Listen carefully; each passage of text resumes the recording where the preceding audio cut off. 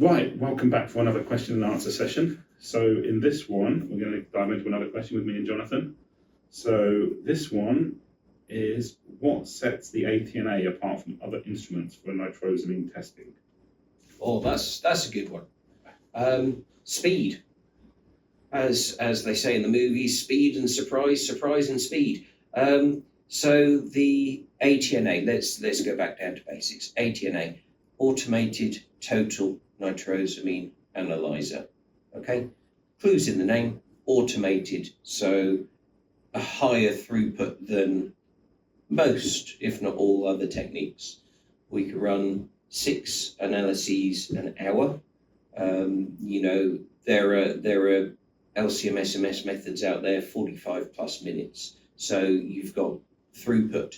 Total nitrosamines. So we can detect not just the nitrosamines, but also the nitrosating agents too. We'll delve into those later. But what's the importance of the total? And it's simply because the detector is a molar detector for the NO molecule, which is one of the main constituents in the nitrosamine. So it's very specific, but it also means that because it's a molar detector, you can detect all and every nitrosamine that is present, even those that you haven't got standards for. And that's important if you're looking at, say, the NDSRIs, where you might have an NDMA standard, but you might not have standards for some of the other nitrosamines that are being formed.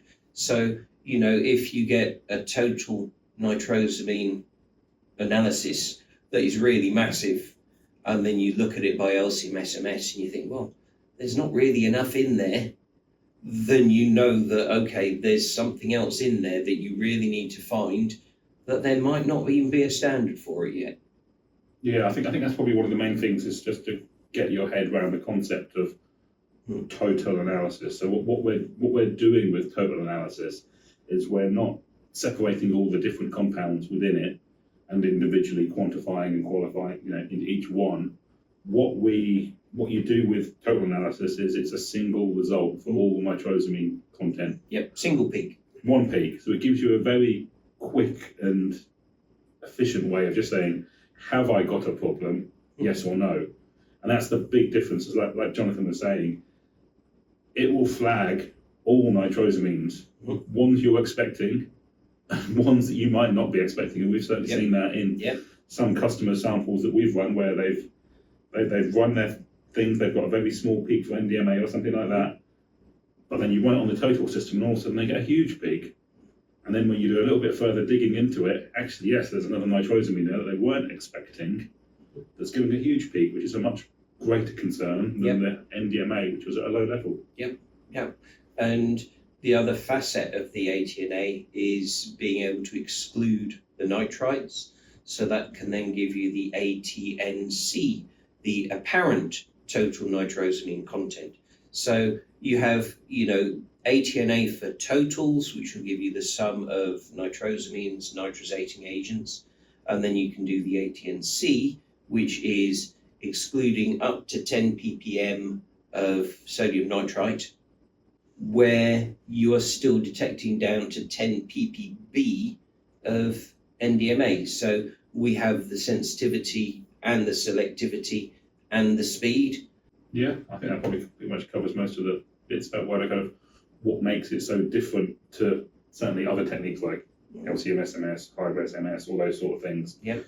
It's not to say it replaces those, but it certainly really complements them, doesn't it? I think. Well, it's the whole purpose of why did we even design the ATNA to start with? And it was simply a high throughput screening tool. Yeah.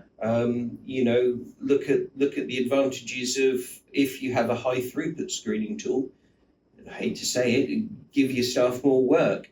Screen all incoming ingredients. Don't accept ingredients that you later find out have caused a problem during or after the formulation. Screen your water, screen your solvents, screen your incoming ingredients or excipients, and then you can screen your final product. If it's below threshold, so there is very little risk of formation of nitrosamines, then the system's ready for the samples to be released. If it flags up a problem, if it flags it before formulation, you've saved all that time, effort and money, and also disposal time, effort and money. You know, it's a system that allows you to screen at all stages of the production process. Yeah. So I think that probably covers most of it. So, but if you've got any other questions about it, please put a comment below and we'll try and get back to you about it. Or if you want to find out a little bit more about the ATNA and how it works, there'll be a link below as well to our webpage where we cover all the details of it.